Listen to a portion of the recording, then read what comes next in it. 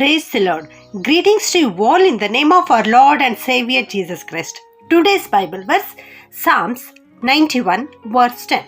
No disaster will strike you, no violence will come near your home. ಕೀರ್ತನೆಗಳು 91:10 ವಚನ. ಯಾವ ಕೇಡೂ ನಿನಗೆ ಸಂಭವಿಸದು, ಉಪದ್ರವವು ನಿನ್ನ ಗುಡಾರದ ಸಮೀಪಕ್ಕೂ ಬಾರದು. ಹೌದು, ದೇವರ ವಾಕ್ಯವು ಸತ್ಯವುಳ್ಳಂಥ ವಾಕ್ಯ. ದೇವರು ತಾನು ನುಡಿದದ್ದನ್ನು ನಡೆಸಿಕೊಡುವಾತನು. ದೇವರು ಇಲ್ಲಿ ನುಡಿಯುತ್ತಾ ಇದ್ದಾರೆ. ಏನೆಂದರೆ, ಯಾವ ಕೇಡು ನಿನ್ನ ಮೇಲೆ ಬಾರದು, ನಿನಗೆ ಸಂಭವಿಸದು ಎಂಬುದಾಗಿ.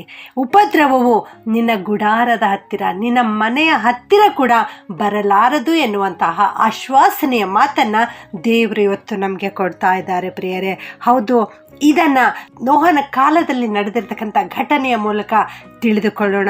ನೋಹನ ಕಾಲದಲ್ಲಿ ಪ್ರಾರಂಭದಲ್ಲಿ ತುಂತುರಾಗಿ ಮಳೆ ಬರಲಿಕ್ಕೆ ಪ್ರಾರಂಭವಾಯಿತು. ನಂತರ ದಿನ ಕಳೆದಂತೆಲ್ಲ ದೊಡ್ಡ ಮಳೆಯಾಗಿ, ಕೊನೆಯಲ್ಲಿ ಜಲಪ್ರಳಯದ ಮಳೆಯಾಗಿ ಅದು ಮಾರ್ಪಟ್ಟಿತ್ತು ಪ್ರಿಯರೇ. ಆದರೆ ನಮ್ಮ ಪ್ರೀತಿ ಸ್ವರೂಪನಾದ ದೇವರು ನೋಹನಿಗೆ ಯಾವ ಹಾನಿ ಕೂಡ ಆಗದಂತೆ ರಕ್ಷಿಸಿದರು. ನೋಹನ ಕಾಲದ ಮಳೆ ಮೊದಲನೆಯದಾಗಿ ಅಲ್ಲಿರುವ ಎಲ್ಲ ಪಾಪಿಗಳನ್ನು ನಾಶ ಮಾಡಿಬಿಟ್ಟಿತ್ತು.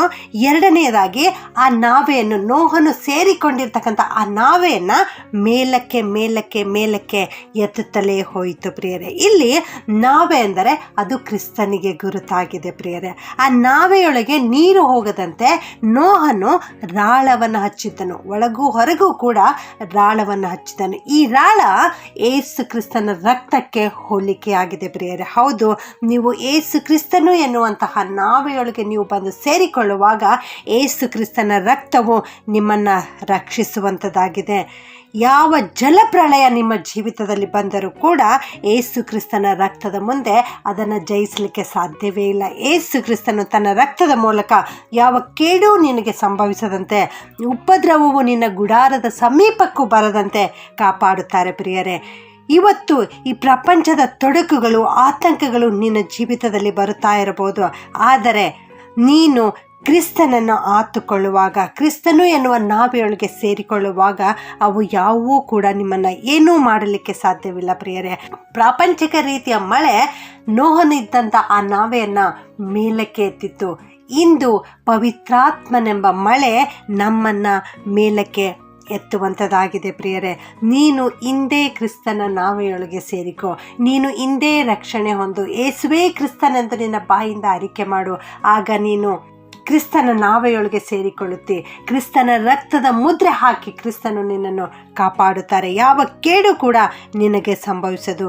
ನನ್ನ ಪ್ರಿಯ ದೇವ ಮಕ್ಕಳೇ, ಏಸು ಕ್ರಿಸ್ತನೇ ಆ ನಾವೆಯಾಗಿದ್ದಾನೆ. ಏಸು ಕ್ರಿಸ್ತನು ನಿನಗಾಗಿ ಬಾಗಿಲನ್ನು ತೆರೆದಿದ್ದಾನೆ. ಹಿಂದೆ ನೀನು ಆ ಬಾಗಿಲೊಳಗೆ ಸೇರಿಕೋ. ಏಸು ಕ್ರಿಸ್ತನೇ ಆ ಮಾರ್ಗವಾಗಿದ್ದಾನೆ. ಆತನ ಹತ್ತಿರ ಬಾ, ಆತನನ್ನು ಕಂಡುಕೋ, ಆತನನ್ನು ಅಂಟಿಕೊಂಡು ಜೀವಿಸು. ಕ್ರಿಸ್ತನೆಂಬ ನಾವೆಯೊಳಗೆ ನೀನಿರುವಾಗ ಪವಿತ್ರ ಆತ್ಮನು ತನ್ನ ಅಭಿಷೇಕದ ಮೂಲಕ ನಿನ್ನನ್ನು ಉನ್ನತ ಸ್ಥಾನಕ್ಕೆ ಒಯ್ಯುತ್ತಾರೆ, ಮೇಲಕ್ಕೆ ಮೇಲಕ್ಕೆ ಮೇಲಕ್ಕೆ ಎತ್ತುತ್ತಾರೆ. ಪ್ರಾರ್ಥನೆ ಮಾಡಿಕೊಳ್ಳೋಣ.